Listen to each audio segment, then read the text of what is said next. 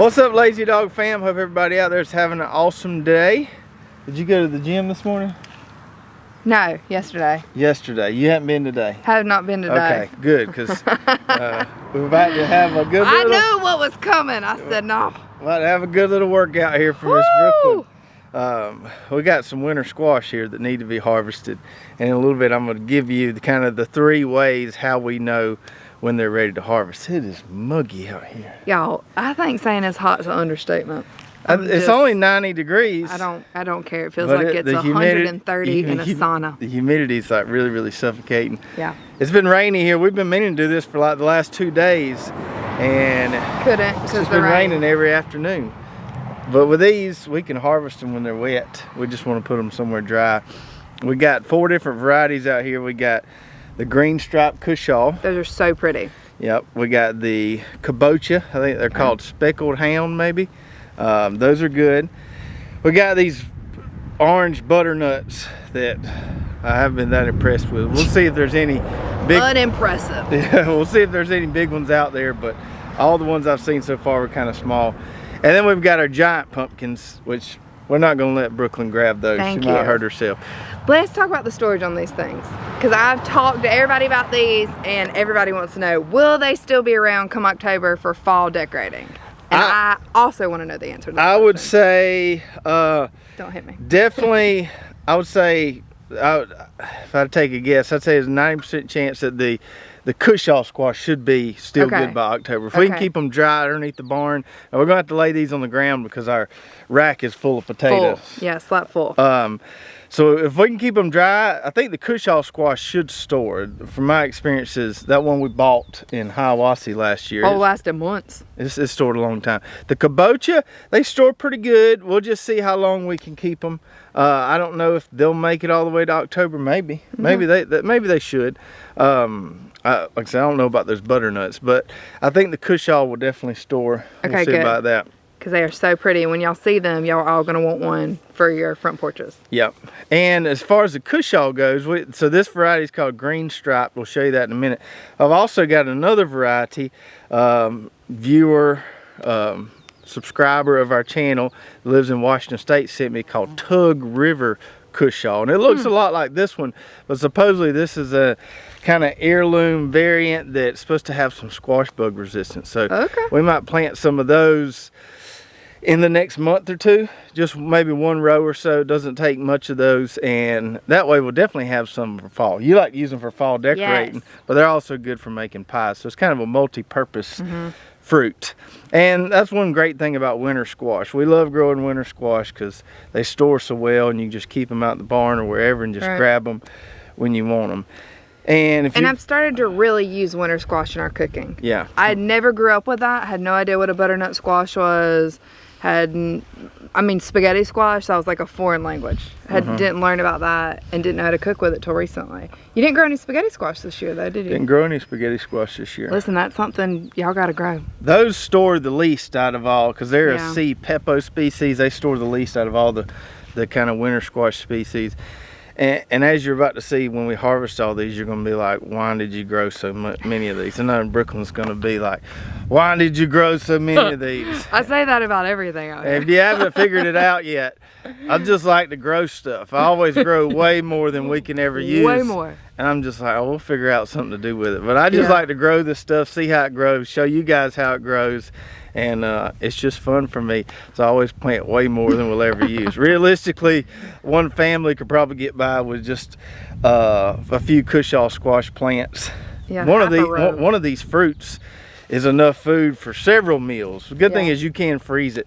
But anyway, let me tell you how we know when these guys are ready to harvest. So by looking at the seed packet, or maybe the online description for any of these winter squash pumpkin varieties, we know that they're going to be ready anywhere from 100 to 120 days. It varies per variety, but say 100 to 120 days from the time when we planted those seeds.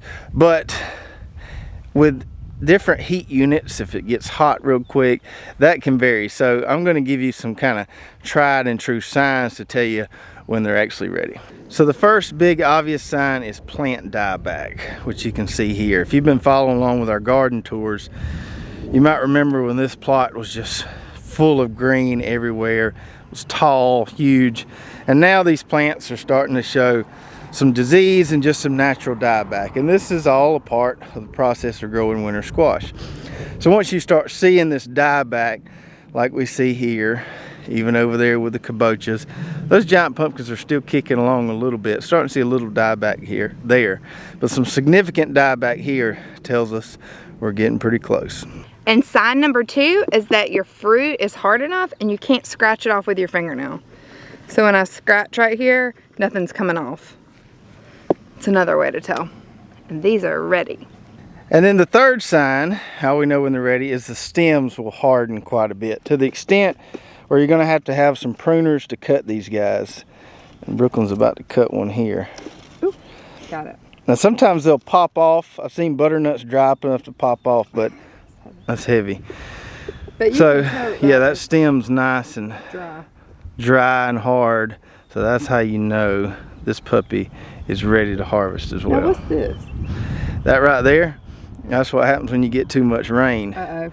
Kind of blew up a little bit on us. But look, it's healing over. Yeah, it might heal over. So it's pretty easy and pretty obvious to tell when these things are ready to harvest. Obviously, like I said, you know kind of close to the maturity date you would expect with these things based on what's listed. But those 3 signs, it's really easy to tell. And we're going to start with the Kabocha squash, or Brooklyn's going to start with the Kabocha squash. Maybe Abram will come out here and help us a little bit. We're going to get those loaded up and see what we got. I know how many plants I planted on this row. 15 plants, put them 2 feet apart on a 30-foot row. So we'll see just how many fruits we get off of those 15 plants. How heavy are they, honey? They ain't light. You get 2 at a time? Yeah, that's a little baby one. Maybe a wheelbarrow would be handy for this. But then you got to push it. Okay, maybe a wheelbarrow wouldn't be handy. Yeah. I don't think you want to push a wheelbarrow full of those things. No. I was thinking it'd be fun to like have somebody to throw it to, but then I realized how heavy it was. Yeah, oh, you want to throw them out to do watermelons.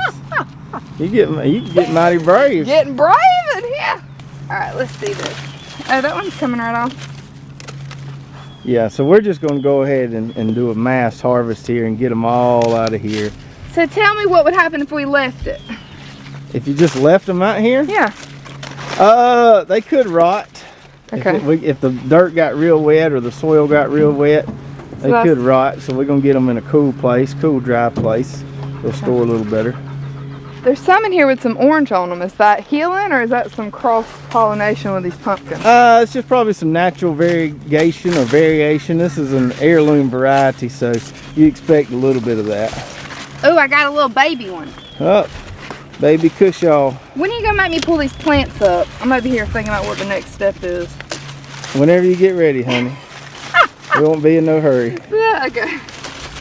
Uh-oh, this one's no good. Yep, little baby. Got a loser. There's some of that orange Brooklyn was talking about. Not seeing it on all of them, just a few of them. Little orange stripe right there.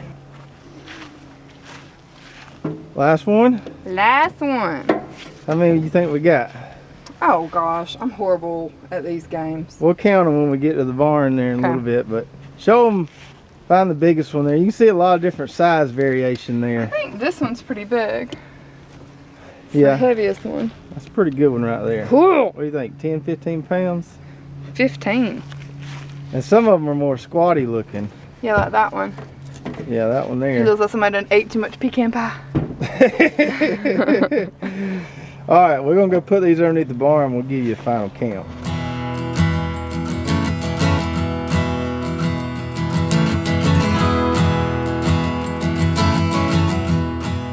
All right, honey, how many we get? 24.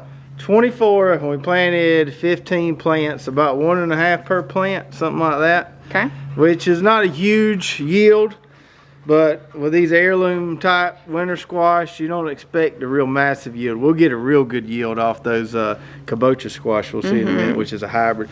But hold that up. There's so much food inside this thing. Yeah, there's a ton. Little Kabocha squash baby there. So much food inside there. I feel like it's about how big our children are. Yeah, even at 1.5 fruits per plant, the amount of food you're getting per plant. It's ton. So much.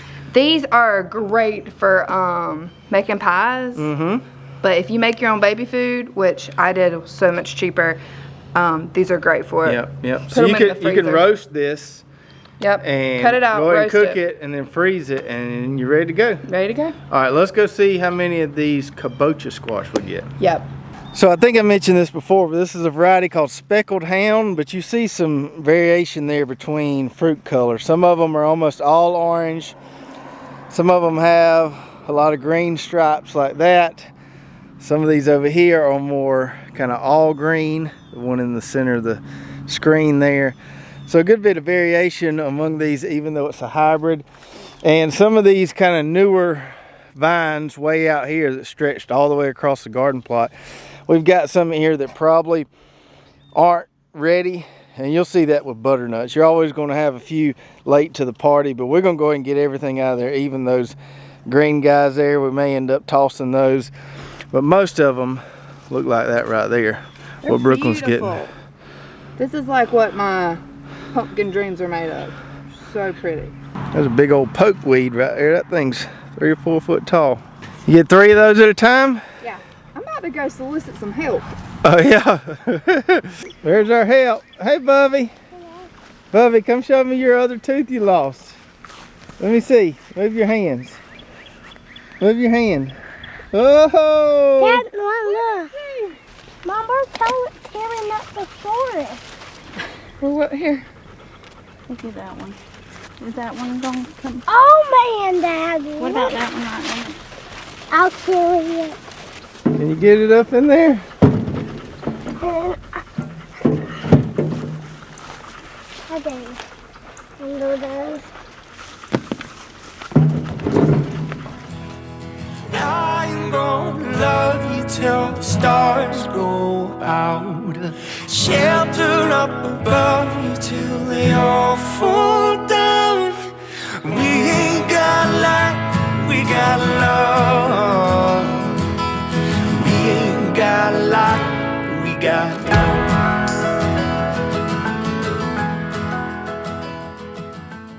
Y'all check out the color variations on these. This is so pretty. It has like the green lines running down through it. Whereas this one, it sort of more has the green at the top and then the orange filling out at the bottom. Almost looks tie-dye. These are so beautiful. And this one right here, almost completely orange. But it's like this almost chalky orange. It looks like something you'd buy at Hobby Lobby. That's what it keeps reminding me of, like somebody's painted these. But this is a big old haul now. We filled this up. We even found a few little tiny baby pumpkins. But since we're about to pull everything up, I went ahead and grabbed these two because I just thought they were too cute not to grab. And like this one, it hasn't really turned at all. It has a little bit of a different shape. A little bit more squatty, square. But they're still so pretty. Now I have no idea what we're going to do with this many pumpkins. But I'm going to be on a hunt to figure it out. So, y'all got any ideas, let me know. Y'all know what me and this cat here have in common? Neither one of us have helped pick a single pumpkin this year. We ain't got a lot, we got love. We ain't got a lot, we got love. So as far as the Speckled Hound Kabocha goes, Okay. how many we get? 75. 75. So 15 plants. How many is that per plant? Oh gosh, don't make me do this on the fly. You do it, you do it. 5. Okay, thank you. 5 per plant, which is really good. That's pretty good. Compared to on the Cushaw, we got 1.5 per plant. Yeah, Of but course- 5 of those little, Right, they're a lot smaller. The Kabochas are a lot smaller. You get a lot more food with the Cushaw. The Cushaw's an heirloom, so a little bit lower production is expected. That Speckled Hound, the hybrid, super productive, and that one had the most vigorous looking plants in that plot the entire kind of growing season. So definitely a winner on the green stripe Cushaw just because the fruits are so nice and big, and definitely a super winner on the Speckled Hound Kabocha. Now I'm gonna tell you about our stinker. stinker. This That's the biggest one. variety is called Autumn Gold Butternut. And from the pictures, I thought they were all going to be like big butternut versions of this, which would be really pretty. But that's not what we got. We just got all these little tiny ones. That's the biggest one we've got right there, and that would be the size of a tiny butternut normally. Yeah, you would like almost chunk that thinking it wasn't ready. I don't know where the green color comes from. These almost. It is pretty though. Yeah, they would be nice, decorative, but you'd go hungry trying to eat a mess of them right there. Well, butternut squash are just kind of time intensive to cut, and they're hard to prepare. I guess these would be easier to cut. There's not a whole lot of meat there. Yeah, but you don't want to do it 6 times. Yeah, so these are just kind of cute. I guess that would be the best way to describe them. I'm still gonna try to cook it. Hey, it might be worth trying. I don't know what happened here. I don't know if it's something I did or just the variety. Who knows? Maybe those other plants were so vigorous they outcompeted them and they didn't get very big. Maybe we just had a little skunk batch of seed. I don't know what happened, but I'm not trying this again. I'm not going to give it another chance. I've got other butternut varieties I like that consistently perform for me. So that we know. These are nice and cute, but that's about it. So little cuties. Thumbs down on the autumn gold butternut. Now, as far as the ones we harvested today with winter squash, you could go ahead and start eating some, but we like to do what we let them cure, kind of like we do sweet potatoes. So we let them sit in the shade here underneath the barn. We just put them on the dirt because we didn't have room on our rack, and we'll let them sit there, I don't know, several weeks before we actually try some of them. It kind of lets those flavors develop, those sugars mature in there, and then they'll be nice and sweet then. If you try to eat them too early, they can be kind of bland, maybe a little pithy. What was that word? Pithy. I mean, the texture's kind of spongy. Made that up. No, I didn't make that up. That's a real word.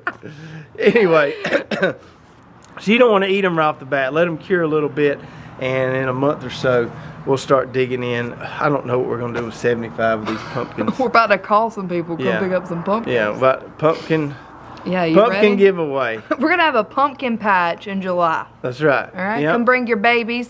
Hey, QVC does Christmas in July. Listen. Why can't we do fall in July? I hear you. There is one great thing to growing this many pumpkins. What's that? Great crafts for your kids. Yeah, painting pumpkins, carving pumpkins. You don't need to wait till the fall to do that. Yeah. Y'all bored this summer? Grab a pumpkin. We're about to paint it. That's right. That's right. Yeah, the kids will have a blast, and there's plenty there to play with. Yeah. So that's a good plus. Didn't think about that.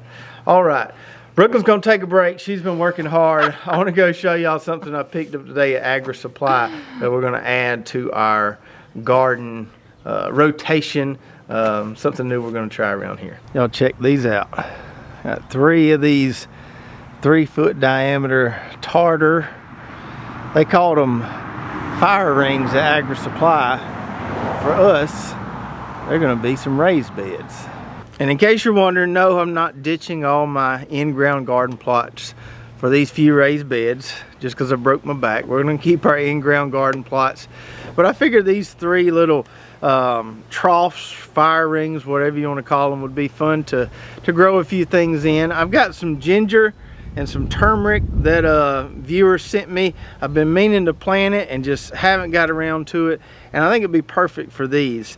Some people have told me that those things don't like it real hot, and we've got a little spot on the side of the barn that's kind of partially shaded by a pecan tree. It gets a little morning sun, but not all day sun. And I thought that'd be a good spot to put 3 of these little rings there. We can grow ginger in one, turmeric in one, and leave the other one, you know, just for kind of experimental purposes, just to play around with. So tell me if you think that'll work. If you think having that stuff, planting it right now and kind of partial shade, you think it'd be all right growing out in those little raised beds. I still got to go get some soil to fill these guys. Probably go to Home Depot or Lowe's locally and get them to load me up a few bags. And of course Brooklyn will have to put it in there for me. These things aren't super heavy. That's what I wanted to make sure. They loaded them up for me, but I wanted to make sure they weren't super heavy so Brooklyn could unload them. And with the price of lumber these days, you know, these things aren't that bad cost-wise. They probably do cost more than building one with lumber, but not that much more. And I think these would be a lot more sturdier long-term. So really looking forward to using these. They did have some there that were super long. They're about 4 foot wide and really long if you want a really big raised bed. But I just went with these 3 small ones, that way we can grow something separate in each one. It started raining on me outside, so I figured I'd come inside the office here and show y'all a couple of these things from previous videos. We've got our pepperoncini peppers here in this 1 gallon crock. The whole back thing kind of let me forget about them, so they've been in there a week or so longer than I intended them being in there. Let's see what we got, and you think I should try one? We'll see.